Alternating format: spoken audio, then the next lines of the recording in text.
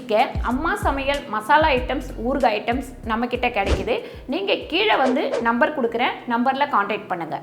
வணக்கம், நான் உங்கள் அம்மா சமையல் மீனாட்சி. இன்றைக்கி ஒரு சூப்பரான வீடியோ தான் பார்க்க போகிறீங்க. என்னன்னு பார்த்தீங்கன்னா, வாழ்க்கையில் எப்பவுமே ஒருத்தருக்கு வந்து ஒரு வேலை இருந்தால் பத்தாது அப்படின்னு சொல்லிட்டு, அதாவது நல்லா தெரிஞ்சவங்க பார்த்திங்கன்னா ஒரு தொழிலை நம்பி எப்பவுமே வாழக்கூடாது. ஒரு கையில் வந்து 2-3 தொழில் வந்து இருந்துக்கிட்டே இருக்கணும். அதுக்கு அடுத்த ஸ்டெப்பாக தான் இப்போ நான் வந்து ஒரு மளிகை கடை வந்து ஆரம்பிக்க போகிறேன். உங்கள் எல்லாருக்குமே தெரியும், ஆல்ரெடி நம்ம மசாலா ஐட்டம்ஸ் பண்ணிகிட்ருக்குறோம்.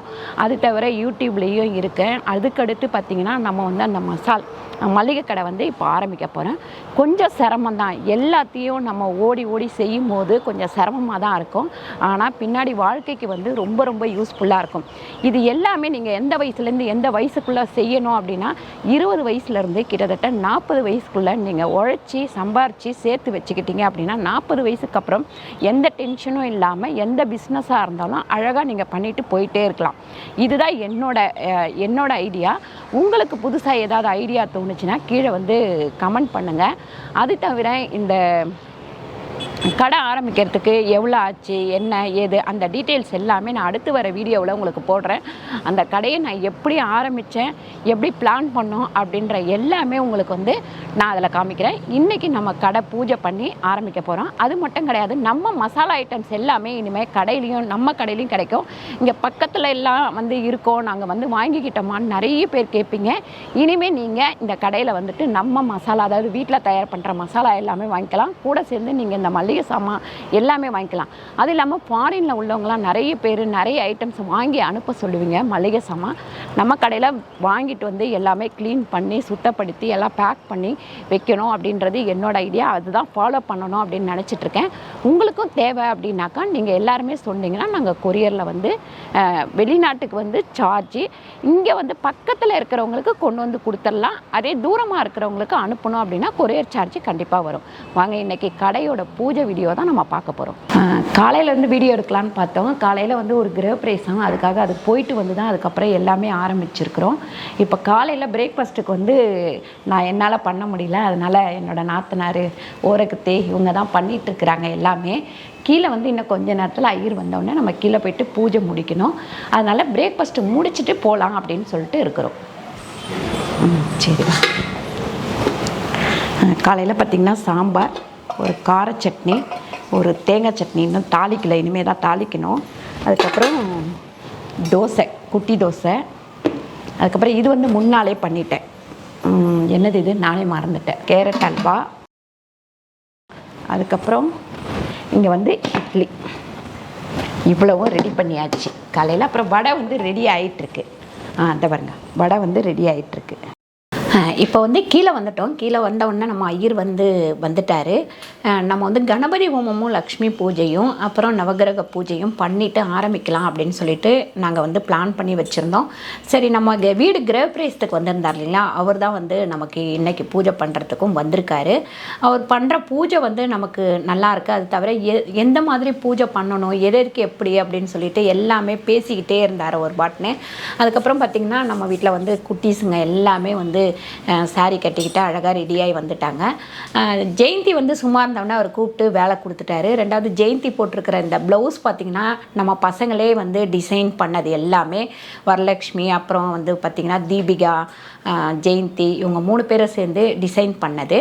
அதுக்கப்புறம் முன்னாடியே அவர் எல்லாமே வந்து ரெடி பண்ணி கோலம் போட்டு அதுக்கப்புறம் குங்குமம் மஞ்சள் எல்லாமே வச்சு எல்லாம் பொறுமையாக நிதானமாக அழகாக பண்ணார். ஒரு அவசர அடியில் பண்ணுவாங்க ஒரு சிலர் பார்த்திங்கன்னா, அவசரமாக பண்ணுவாங்க. அந்த மாதிரி இல்லாமல் எல்லாமே அழகாக பொறுமையாக பண்ணார்.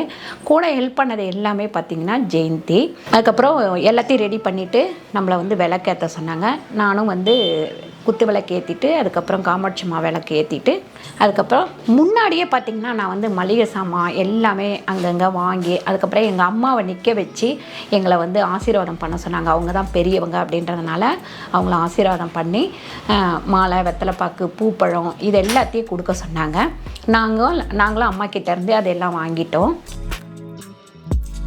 வாங்கிட்டு அதுக்கப்புறம் தான் வந்து எங்களை உட்கார சொன்னார் பூஜையில். நானும் அப்பாவும் பூஜையில் உட்காந்து அவரும் வந்து ஒவ்வொரு பூஜைக்கும் என்ன விளக்கம் அப்படின்னு சொல்லிட்டு எல்லாத்தையும் சொல்லிட்டு ஆரம்பிச்சிட்டாரு.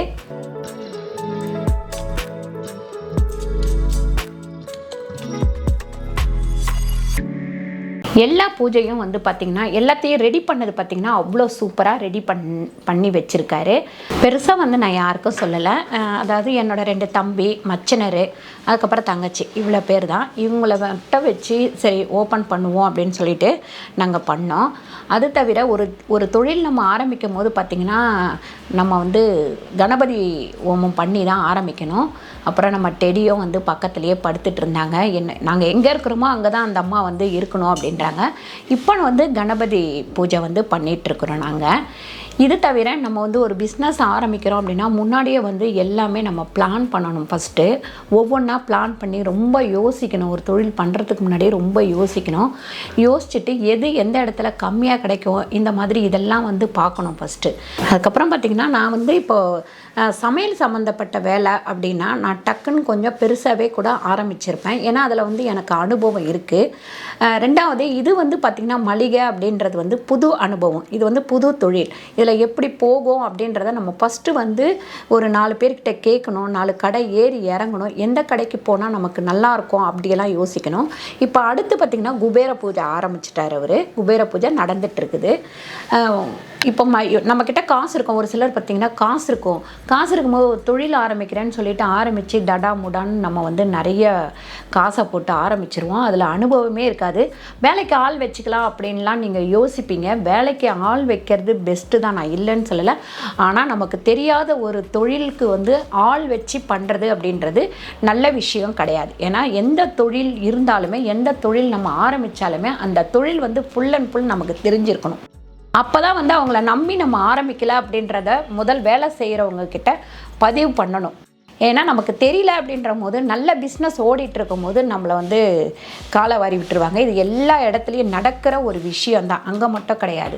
இது வந்து என்னோடய வாழ்க்கையில் ஒவ்வொரு தொழிலுமே நடத்தும் போது நான் அனுபவத்தில் தெரிஞ்சுக்கிட்ட ஒன்று. அதனால் நான் இதை வந்து உங்களுக்கு முக்கியமாக நான் சொல்கிறேன். அதுக்கப்புறம் பார்த்திங்கன்னா எந்த ஒரு தொழில் ஆரம்பித்தாலுமே நேரடியாக நம்மளே போய் வாங்கணும், நம்மளே போய் எல்லாமே பண்ணணும். அந்த மாதிரி பண்ணணும். இப்போ இந்த மளிகை கடை அப்படின்றது எப்படின்னு பார்த்திங்கன்னா இப்போ நான், ரமேஷ், அதுக்கப்புறம் அருண் என்னோடய தங்கச்சி பையன், அதுக்கப்புறம் என்னோடய மச்சன் பொண்ணு சுமதி, இவங்க 4 பேர், நாங்கள் 4 பேருக்குள்ளே தான் இந்த கடையில் வந்து எல்லாமே அப்படின்ற மாதிரி வச்சுருக்கோம்.